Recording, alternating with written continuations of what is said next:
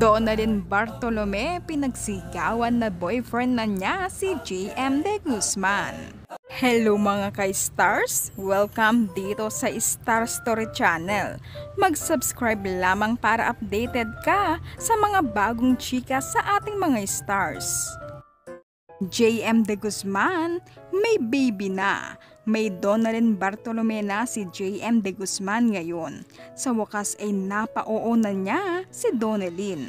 Kay tagal niyang inintay ang matamis na oo ni Donalyn para maging girlfriend nito. Dahil matyagang manligaw si JM na umabot ng ilang taon ay nahulog ng tuluyan si Donalyn sa kanya. Masayang ikinwento ni Donalyn sa kanyang Instagram post ang love story nila ni JM, kung paano sila nagka-developan hanggang ibinigay niya ang matamis niyang oo para maging official na girlfriend ni JM. Ayon kay Donalyn, nagsimula ang kanilang pag-iibigan sa isang pinky promise. Determinado ang binatang aktor na mapasagot siya.